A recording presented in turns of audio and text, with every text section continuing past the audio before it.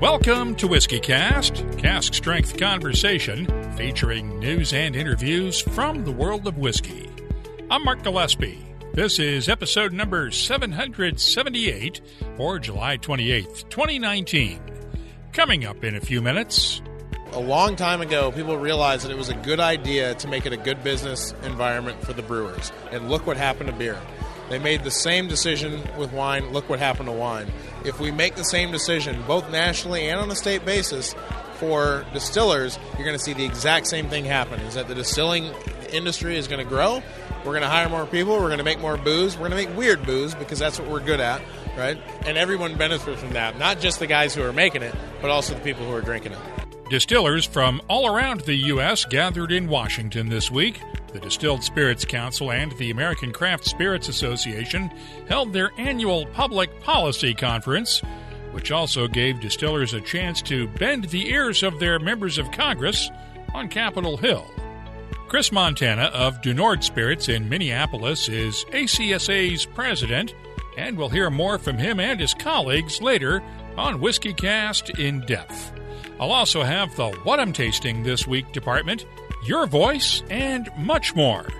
We'll also tackle the question of whether it might be possible to one day make whiskey in space on Behind the Label. It's all just ahead on this episode of WhiskyCast. From far beyond the wall comes a whiskey for those who face the oncoming storm and never stop walking. Winter is here. White Walker by Johnny Walker. White Walker by Johnny Walker. Blended Scotch whiskey, 41.7% alcohol by volume. Imported by Diageo North America, Norwalk, Connecticut. Please drink responsibly. WhiskyCast. Brought to you by Redbreast, the definitive single pot still Irish whiskey. Those in the know Redbreast. Let's get started with the news. It's brought to you by Heaven Hill Distillery. We'll start with an update on a story from last week. Contract talks between Diageo and the two unions representing workers at its facilities in Scotland broke down on Wednesday. Leaders of Unite and the GMB now plan to hold strike votes after rejecting the latest offer from Diageo.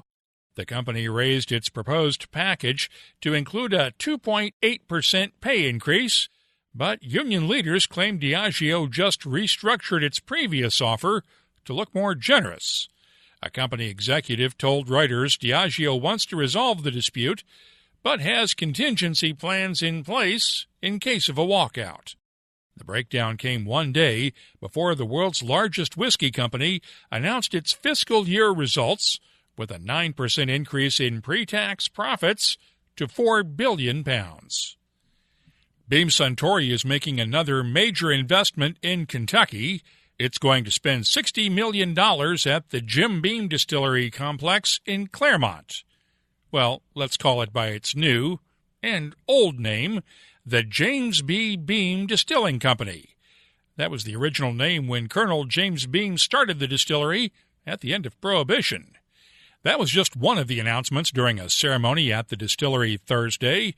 Master Distiller Fred No says it'll help correct some misconceptions people have when they visit.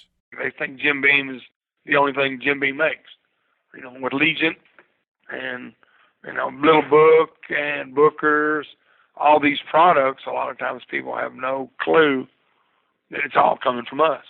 A lot of times when they come here to the plant and go on tour, well, I didn't know you all made Tom Creek. I didn't know you did Bakers. I didn't know, So this is our effort to pull all of our brands together under one umbrella.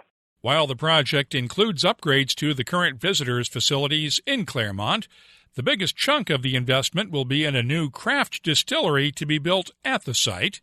It'll be named for Fred No. Beam Suntory executives managed to keep that part a secret until the ceremony.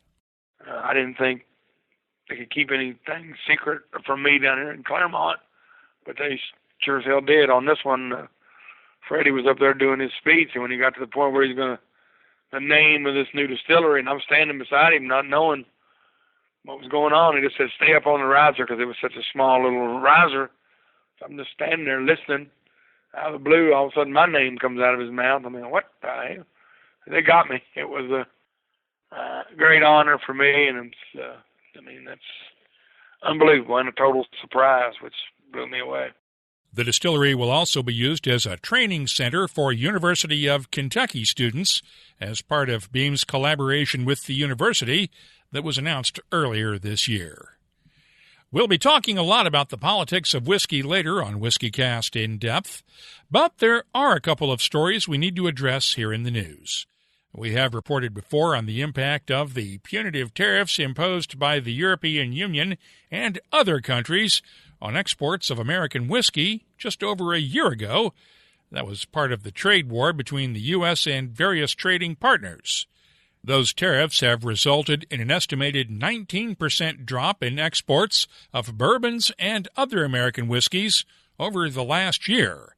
Now the U.S. Agriculture Department is giving the Distilled Spirits Council another $400,000 to help distillers fight the impact of those losses. The money is coming from a $200 million fund set up by the Trump administration last fall to help farmers and other agricultural groups.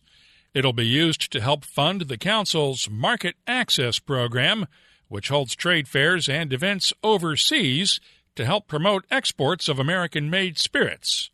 CEO Chris Swanger has already hired 2 new full-time staff members for the program with federal funding. It is a high-anxiety time for the industry, and we're encouraging both the U.S. and the EU to get to the negotiating table to get that resolved. We're actively working to help pass the USMCA, U.S.-Mexico-Canadian trade agreement as well. So the industry has enjoyed great benefits of free trade on both sides of the Atlantic, here in the U.S. and the EU.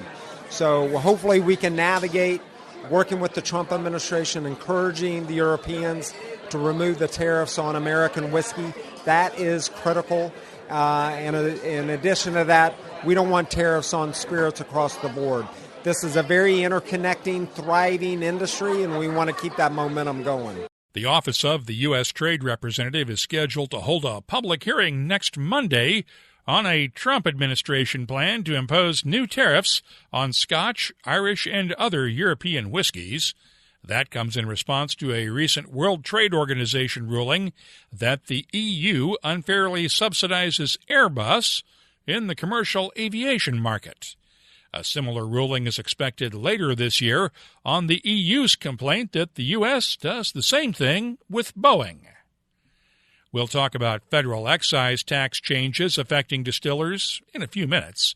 But there's one other proposal on Capitol Hill that would benefit bourbon makers. Kentucky Senators Mitch McConnell and Rand Paul have introduced legislation that would make another part of the 2017 tax reform law permanent. It allows bourbon distillers to deduct interest expenses on their inventories of maturing whiskey in the year that interest is paid, instead of having to wait years for the whiskey to be bottled and sold first. In the past, we've compared it to the interest on a home mortgage that could be deducted each year. Distilleries will often borrow against the value of their barrel inventory to finance expansion projects, and the 2017 change allowed them to take a tax deduction for the interest on those loans a lot sooner. Like the reduction in the federal excise tax for craft distillers, the provision expires at the end of this year unless Congress extends it. We have a lot of new whiskeys to talk about this week. Woodford Reserve unveiled a new wheat whiskey last week during Tales of the Cocktail in New Orleans. It'll go on sale in August, and as Woodford's assistant master distiller, Elizabeth McCall, tells us, it's another outgrowth from the Woodford Reserve Masters Collection series. The combination of going after flavor and also fulfilling the 4 requirements of that the government set after coming out of Prohibition. The government said there would be bourbon, rye, malt, and wheat whiskey. And so we wanted to fulfill those standards. And we also wanted to round out our flavor profile. So we've got our bourbon, which is balanced and complex.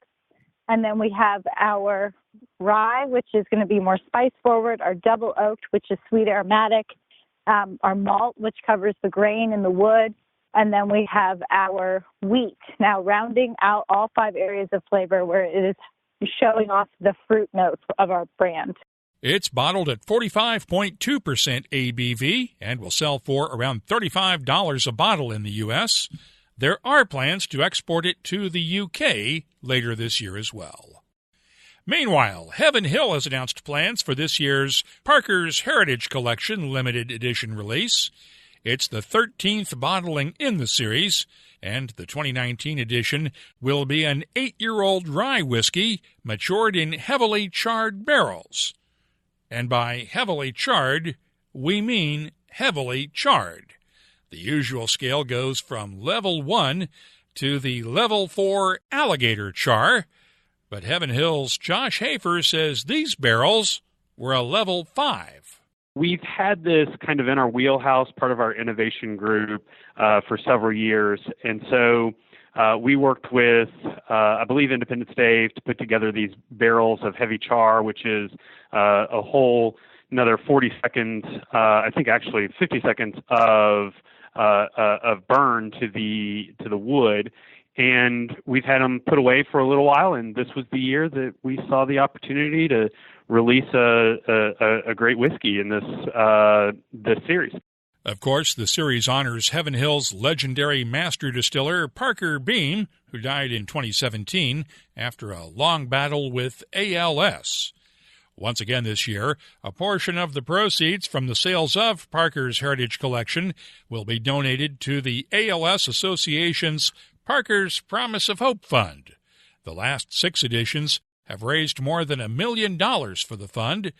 This year's release will go on sale in September with a recommended retail price of $149.99 a bottle. And speaking of limited editions, Diageo has given us its annual sneak peek at this year's special releases series of single malts from its distilleries in Scotland. The 8 whiskeys in the series include a 30-year-old Dalwhinnie, a 29-year-old Pittyvake, and a 26-year-old Mortlach, along with the annual 12-year-old Lagavulin, and malts from Talisker, Cragganmore, Cardew, and Glenord. The whiskeys will be released later this year. There's no word yet on pricing or which whiskeys will be available in which markets. We also know that Diageo will be releasing 2 more Johnny Walker whiskeys in its Game of Thrones series. Online retailers have already begun taking pre-orders for the Song of Ice and the Song of Fire editions. They'll hit the U.S. market in August and globally in October. But there's yet another media tie-in for Diageo. It'll be releasing a limited edition bourbon tied to the Walking Dead TV series. The whiskey was announced last week at Comic-Con in San Diego. Its full name is Spirits of the Apocalypse, The Walking Dead Bourbon. It's distilled in Kentucky, but there's no word on which distillery it was produced at. It'll sell for around $35 a bottle. Walsh Whiskey's annual edition of Writer's Tears Cask Strength Irish Whiskey is out. It made its debut the other night at an Irish Whiskey Society tasting in Dublin. It's the 9th annual edition.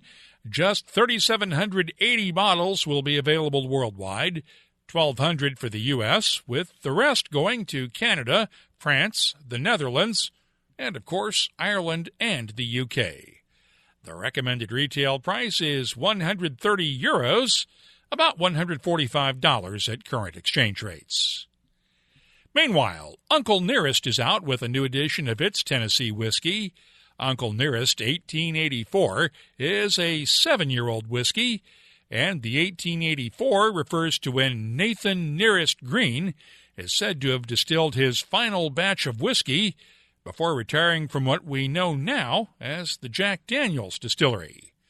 Uncle Nearest founder Fawn Weaver has made it a focus to include Green's descendants in the company, and this edition will have an even closer tie to the family. Nearest Green's descendants are the ones who choose which ones actually make it into the blend. And so for this one, Victoria Edie Butler is Nearest's great-granddaughter. She's the first person to curate her own batch, and so she sat in the tasting room along with a tasting panel and tasted all 30 totes. Now, we all gave our opinion. I was, of course, one of the people on the tasting panel, but none of us actually chose what would make it in. And there were some where we did not like it for one reason or another, and Victoria would say, well, I like it, and this is the reason why, and it would go in. So what is here, I'm incredibly proud of, but the family, Nearest's family, is so incredibly proud of because it was truly their batch. We'll have more with Fawn Weaver on an upcoming episode of WhiskyCast.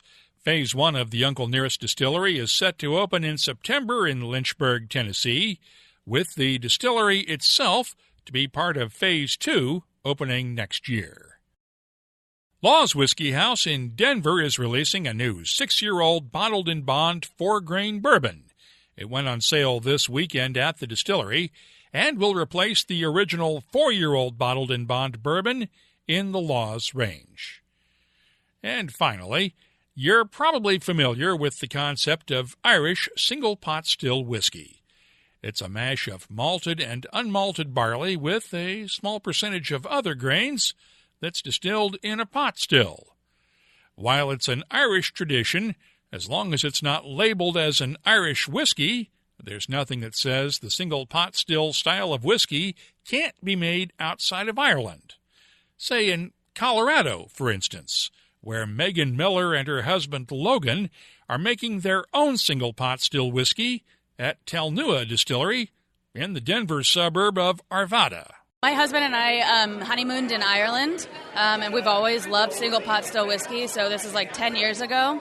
And we were always bringing back suitcases full of pot still whiskey that we couldn't get in America, and wondering why nobody was making it outside of Ireland, or why we couldn't get it. And so then we kind of came back and formulated this idea and started formulating it. And then in 2014, you were finally able to get single pot still whiskey in Denver, Colorado. And it was Redbreast and Green Spot. So we were already on the road to making our own. And Arvada, Colorado found us. And so there we are. So how do you make your single pot still whiskey? Well, it's a very proprietary blend of 50% malted barley and 50% unmalted barley. And then we actually do a true Irish triple as well, triple distillation. So we basically separate our wash run into high-low wines and weak-low wines, redistill the weak-low wines into our faints run, and then put the weak-low wines and our faints run in to make our spirit run. So it's a 2.5 triple. I'll have my tasting notes for their Caro Dare American Single Pot Still Whiskey later on.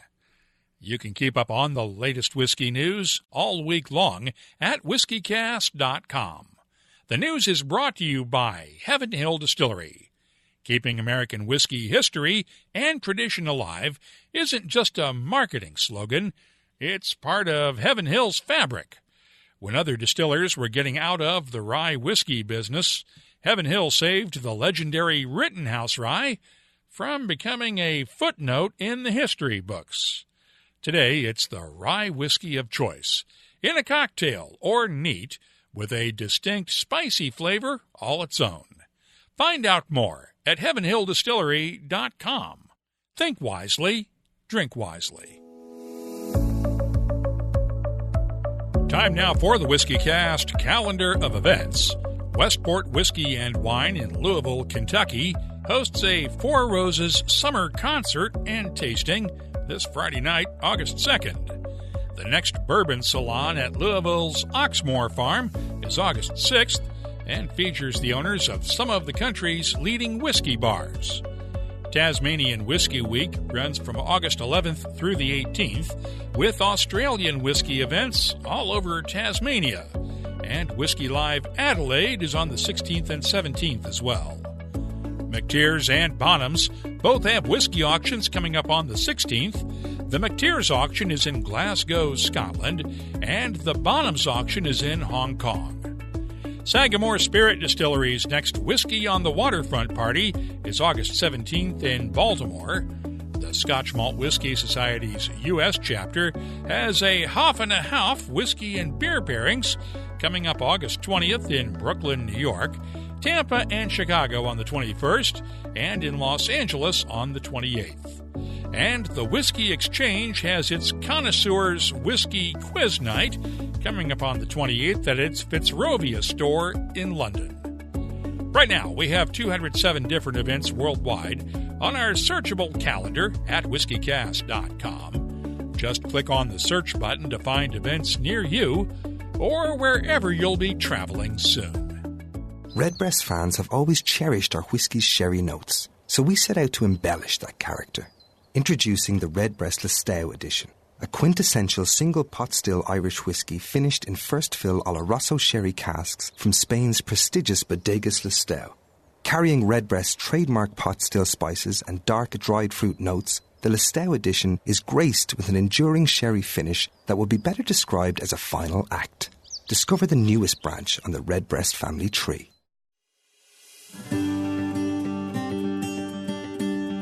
Heaven Hill whiskies have been distilled with inspiration and aged with patience for more than 8 decades. Now it's time to share the stories behind those whiskeys and the people who make them. Download and listen to the new podcast, Tales from the Hill, from Heaven Hill Distillery. You'll find it on Apple Podcasts, Google Podcasts, Spotify, or wherever you get your podcasts.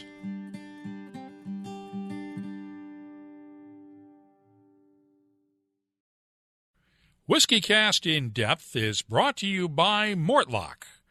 What happens when you bring together more than 150 distillers from around the country in Washington, D.C.? Well, there's a lot of whiskey and other spirits to be sampled, but there was also a lot of work to be done this week. The Distilled Spirits Council and the American Craft Spirits Association teamed up for their annual public policy conference and a massive lobbying effort. P.T. Wood of Wood's High Mountain Distillery in Colorado has an unusual perspective. He's a distiller, but he's also an elected official. He's the mayor of Salida, Colorado. So we're working on extending the federal excise tax reduction, which expires in 5 months, 11 days, and probably about 6 hours now. But who's counting? Or so, anyways, and it's going to be tough on our industry. It's going to drive up prices for our consumers. At midnight on December 31st, the 2-year reduction ends on the federal excise tax that distillers pay on their first 100,000 proof gallons of spirits they're removed from bond for sale each year. That reduction was part of the 2017 Tax Reform Act. It was intended to give small-scale distillers a break. For instance, before the change took effect, a distiller that removed 25,000 proof gallons of spirits from bond would owe the federal government $342,500 in excise taxes. But during 2018 and 2019, that tax bill was just $67,500. The difference? $275,000. And many small distillers have plowed that savings right back into their businesses by investing in new equipment and hiring more people. Now, there's been talk on Capitol Hill of extending the current tax cut for a year or two. Ted Huber of Huber's Starlight Distillery in Indiana was in Washington to lobby his state's congressional delegation to vote to make that tax change permanent. In the spirits industry, we're putting barrels down 4, 6, 10 years, but yet our FET was only for 2 years. So it makes it hard to kind of plan your business out when you're having to be a long-term business, but yet your taxation is only 2 years at a time. What were you able to do with the extra money you saved in your FET this last 2 years? Well, we built Rick House number 3, so our barrel warehouse number 3 is up, and we put about 700 barrels in it last year. So make a lot of whiskey to set down. That was our goal. We also hired a couple of new employees in our facility too to help us market and help us produce. So we took the money. We didn't put it back into our personal pockets. We didn't buy new cars or condos in Florida. We literally put it back into the business. to further the business, further our whiskey, to make better whiskey and make better brandies. Majorities in both the House and Senate have signed on to support an extension bill, and that would make it seem like this ought to be a slam dunk. Then again, this is Washington. Distillers had support for a tax cut in both houses for several years before it was finally added to the Tax Reform Act at the end of 2017. ACSA President Chris Montana owns Du Nord Craft Spirits in Minneapolis. He sees this one piece of legislation as a make-or-break situation for many of his members, as he told me when we had a chance to talk for a few minutes. It's crucial. I mean, if you want to see our industry continue to grow, this is what it takes. By changing the tax structure, we saw beer explode. You change the tax structure, we saw wine explode. We change the tax structure, spirits are thriving. You pull that back and you make the small guys compete at the exact same level as the big guys in a system that isn't made for them, you're going to see contraction. So it's absolutely crucial that we get the FET not only extended, I mean, an extension's great, but we need to make it permanent because there's guys like me, little distillers, who just in my little home state, who are trying to make decisions that are long-term, equipment to buy, people to hire. We can't do that when we have this uncertainty. So we need to make this thing permanent. We'll take an extension if we can get it, but it's absolutely crucial. What's the reaction been on the Hill? So far, so good. I mean, the thing about this is, and maybe it's because we're distillers and we walk into the room, we make whiskey, and that makes us a mini celebrity, but we talk to people who are, a lot of folks are supporters. We have, 67 supporters on the Hill, or in the Senate, out of 100. We're over 250 in the House, and we expect that we'll get over 300. So we have a majority of both houses. That's not the issue. The issue is that there has to be a process to do it, right? And there has to be some sort of an agreement that can be struck between the two houses that are run by two different parties as to how we're going to get this thing done. And what everyone can agree on is this is a good idea, right? Not only is it a good idea, but this is a tax cut that worked. This is money that went back into people, that went into barrels, that went into equipment. And so there isn't any question there. So the reception is great. The reception's always been great. The question is, who's going to be that champion who's going to step up and push this thing across the finish line? Whoever that person is or whoever those people are, they are welcome at the Nord Craft Spirits, and we'll give them all the whiskey they want. What about all the other regulatory changes that are in the pipeline, especially the ones at the TTB on Chapter 5 of Title 27, all the marketing and advertising rules, the standards of fill, and all that fun stuff? So here's the thing about TTB, and it's one thing particular for people who are keyed into this industry that they need to pay attention to. The TTB is, in fact, our friend, and they are listening, right? They're not the enemy. I think that it's been a long time since they've promulgated rules, and there's a lot of backlog has piled up, and a lot of questions need to be answered. And what they've done is they've asked those questions, and we've answered them. The ACSA has done an awful lot of work to go out, get a lot of responses, compile those responses, put them together to let them know what the craft distillers want. No one should be afraid of these things. What they should do is they should engage, right? We've had people who have reacted negatively about some of, for example, the top one is always barrel size and things like that. But we have the TTB's ear. We're at a fly-in now. They came out. They brought the heads of each one of the departments, and they're listening, right? They've heard us. We need to work with them, and we need to keep the dialogue open. And so the best thing, anyone who is interested in this industry, I'd say the best thing for you to do when you see any of these rules is to engage. We have over 1,100 comments that came back, and they were pretty frank about some of the things they heard, some of the things that, they suggested people hated with a burning passion, and some of them they thought were a good idea. The issue is, are you engaged? Are you in the room? We're in the room, and honestly, for craft producers, 5-6 years ago, that wasn't the case. So I think we're in a great place. We enjoy working with the TTB. They're good to work with, right? They don't always understand our industry. That's what we're here for, and that's why we have to have, the fly-ins. That's why we have to have the comment periods, right? So there's nothing that they have suggested that worries me that much because it's an opening to a conversation. The question is, will we have the conversation, and where does that conversation go? And you make a good point because 5-6 years ago, the craft distillers wouldn't be in this room right now. It'd be the big boys on the discus side, because that was before Discus discovered craft distilling. That's true, right? And that's why we're here. That's why we were formed. That's why, the American Craft Spirits Association is the only member-owned trade association for craft distillers, right? We're the only show in town.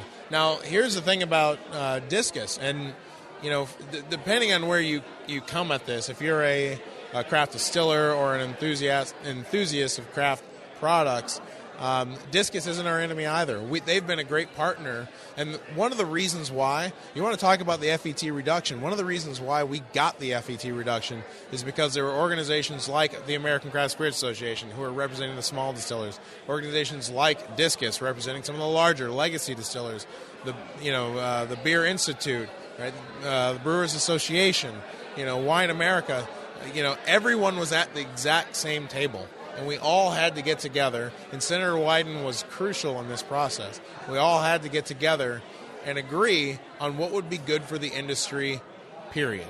Full stop. And it's not about competition. This is not about, Jim Beam versus, Denord Craft Spirits or 45th Parallel out in Wisconsin or Balcones in Texas. It's about what moves this entire industry forward. And everybody benefits.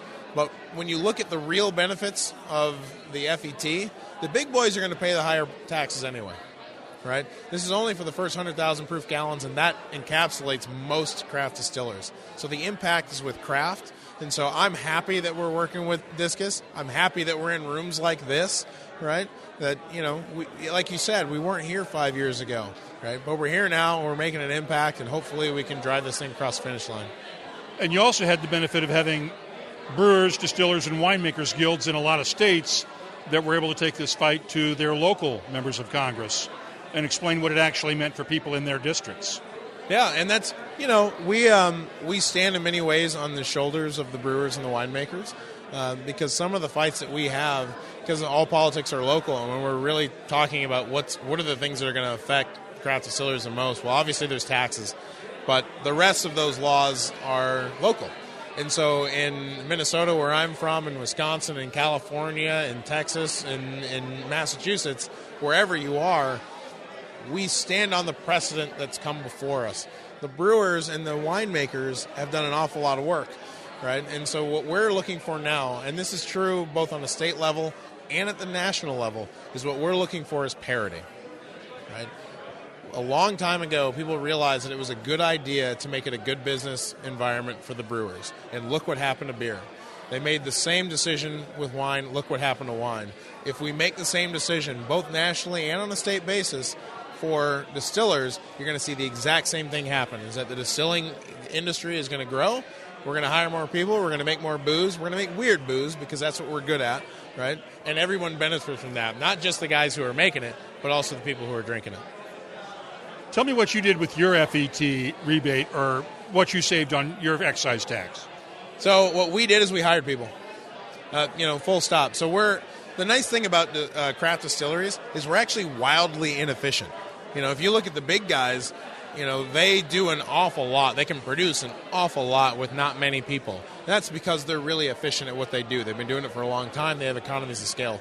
Craft distilleries are wildly inefficient. It actually takes a lot of people. It takes a lot of equipment. It takes a lot of expertise for us to do even a fraction of what the big guys do. So when we get a tax credit, it goes to all those things. It goes to people, right? And so we were able to hire more people. Our staff more than doubled, right? We were able to add insurance benefits, right? But then on top of that, there's also an expansion in production. And so if you're making a barrel, and we have a number of cooperages in Minnesota, well, they benefit.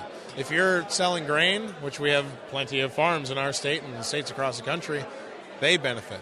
And so for me, one of the most important things for me to do as a business owner is to provide good jobs that people want to work in, that they're happy to go to work every day. It's still a job, right? You still got to grind corn, or you still got to clean up the mess you made, but that people are happy to be there. They feel like they're valued. They feel like they're paid what they ought to be paid, and they have the benefits that they have to have for them to be able to deal with their families, to raise their families. Right? I'm a dad. If I don't have insurance, health insurance, I can't raise my family. So there's nothing that gives me more pride than being an employer who can offer those benefits. FET reduction allowed me to do that. I'm very thankful for it. I'm humbled by it, and I hope that we can make it permanent. So you talked about making weird whiskey. Tell me what you made that's weird. So here's the thing. My philosophy is that you don't make what's on the shelf. Make something different, right? So we decided, I like rye. I also like bourbon.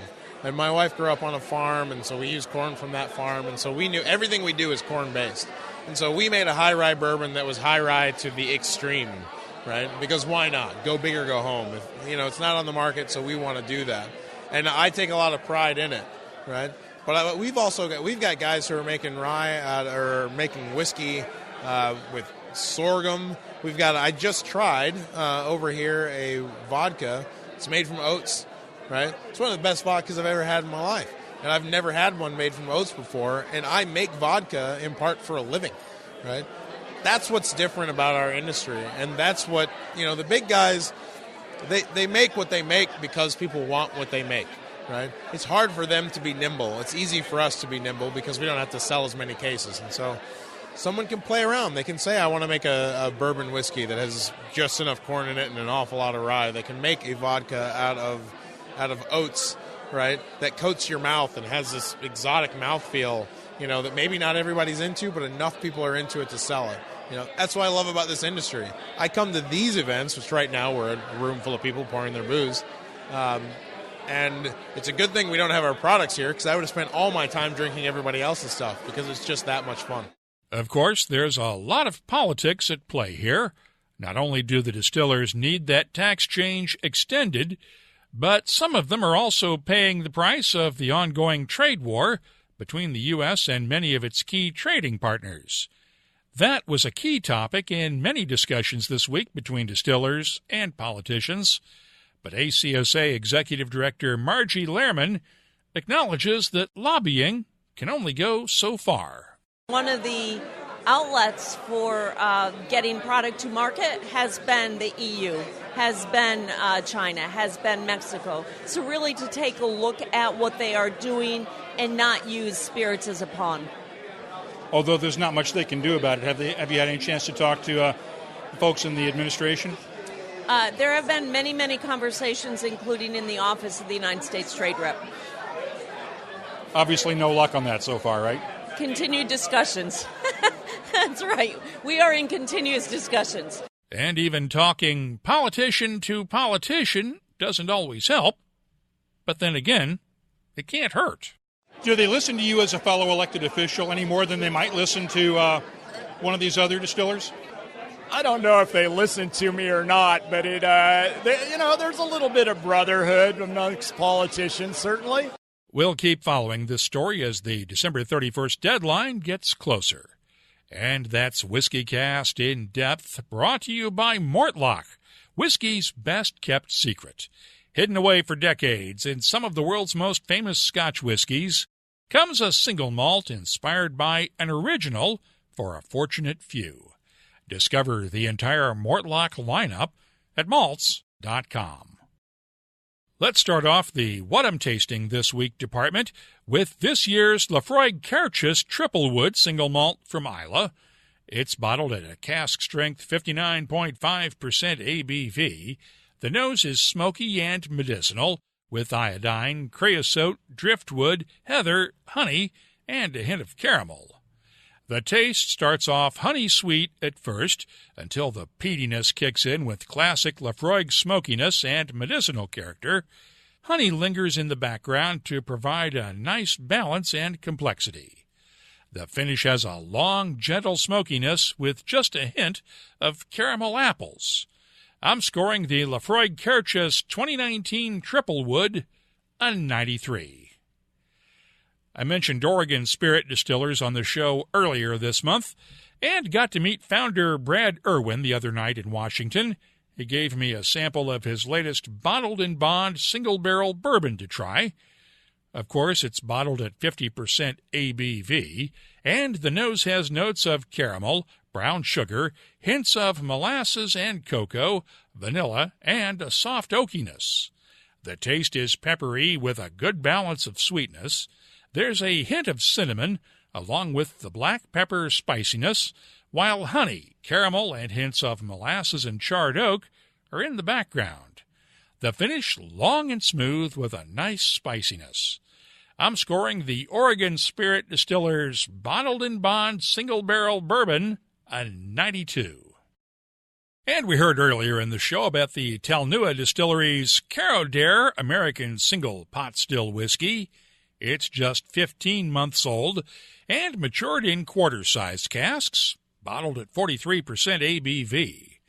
The nose has notes of caramel apples, honey, and soft spices, while the taste has a slow build-up of clove, black pepper, and just a hint of cinnamon. It's balanced nicely by honey, vanilla, red apples, and caramel candy. The finish is long, with lingering spices and just a hint of fruit. It is really hard to believe this one is just 15 months old. I'm scoring the Caro Dare American Single Pot Still Whiskey from Talnua Distillery a 92. I'm adding these tasting notes to our searchable list of more than 2,600 different whiskeys from all over the world. You'll find it at WhiskyCast.com.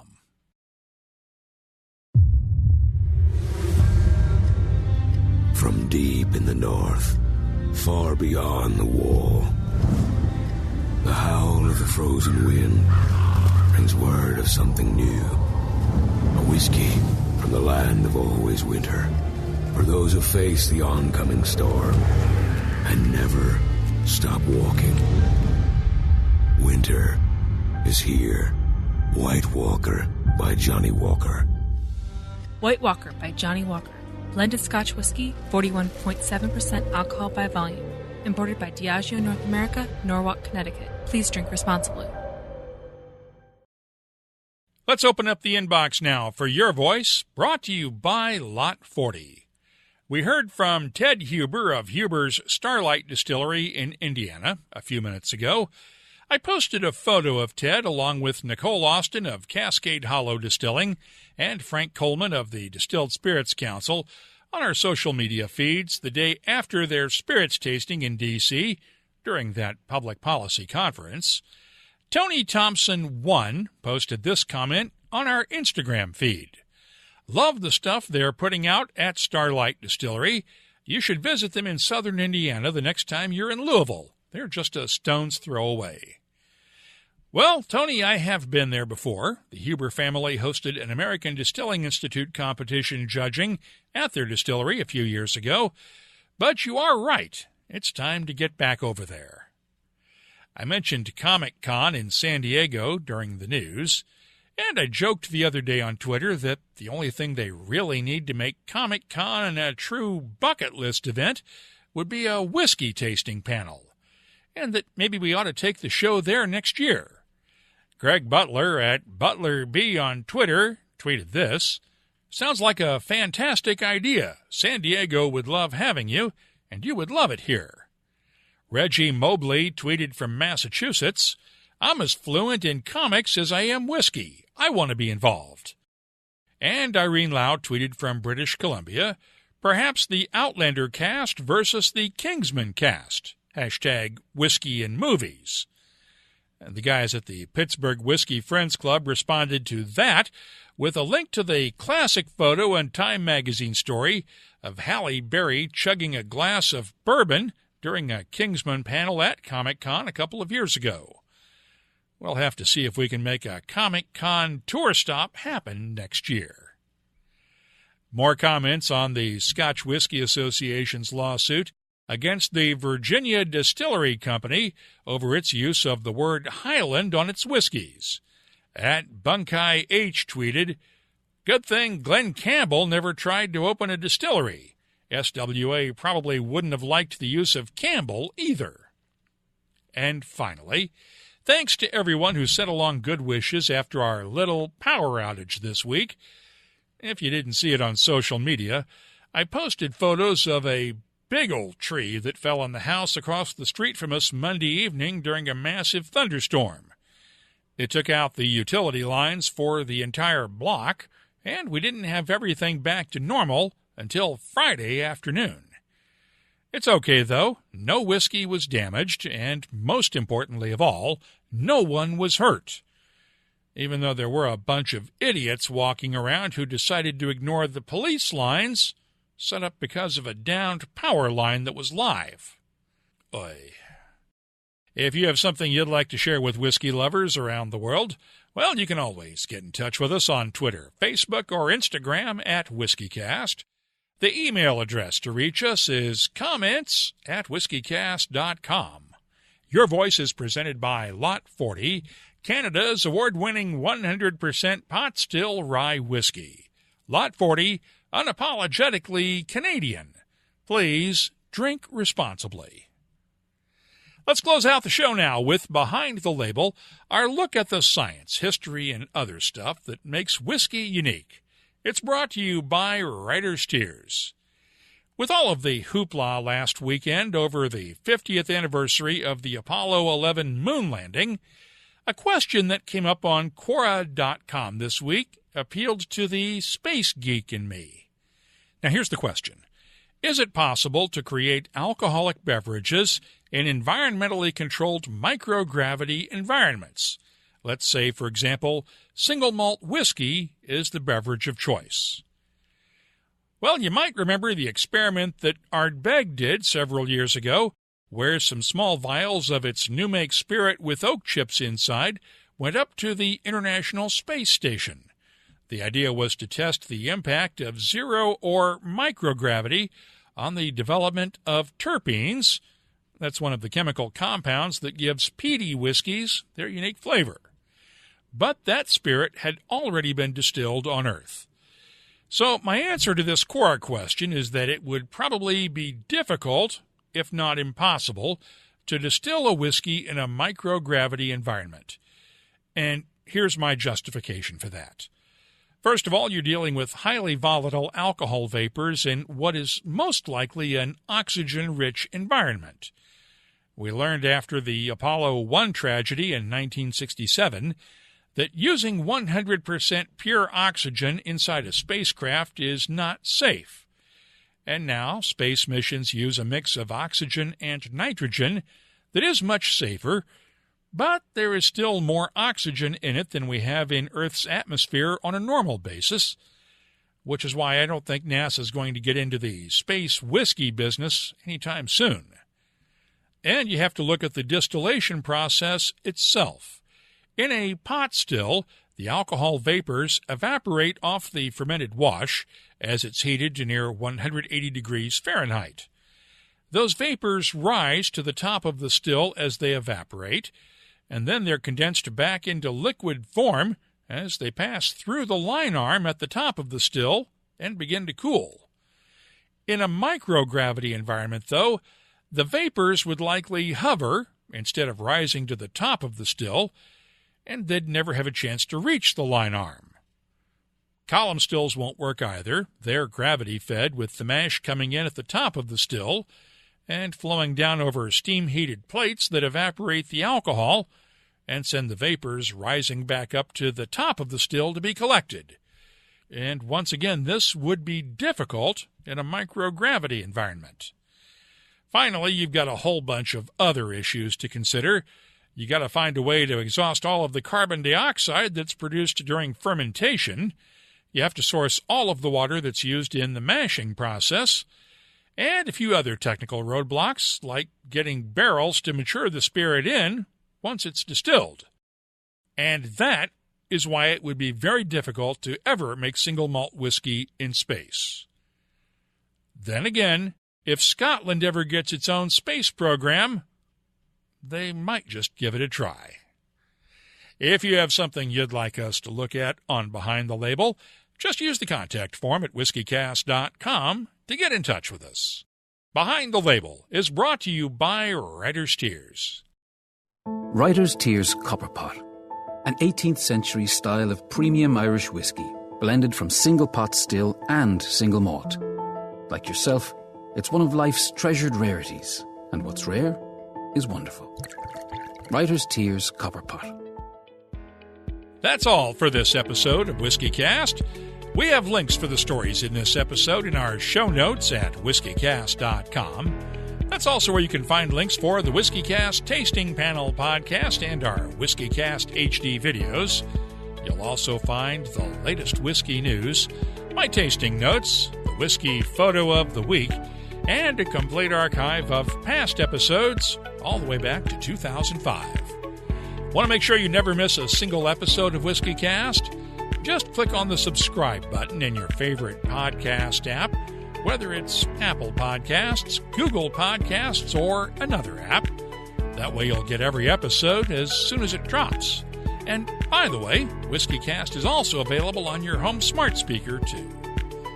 We always love hearing from you. You can get in touch with us on Facebook, Twitter, or Instagram at WhiskyCast. My email address is comments@whiskycast.com. WhiskyCast. Brought to you by Redbreast, the definitive single pot still Irish whiskey. Those in the know Redbreast. From far beyond the wall comes a whiskey for those who face the oncoming storm and never stop walking. Winter is here. White Walker by Johnny Walker. White Walker by Johnny Walker. Blended Scotch whiskey, 41.7% alcohol by volume. Imported by Diageo North America, Norwalk, Connecticut. Please drink responsibly. WhiskyCast is a production of Cask Strength Media, copyright 2019, and comes to you from the charming, yet regrettably dry town of Haddonfield, New Jersey. I'm Mark Gillespie, reminding you that when you drink, please drink responsibly. Thanks for listening.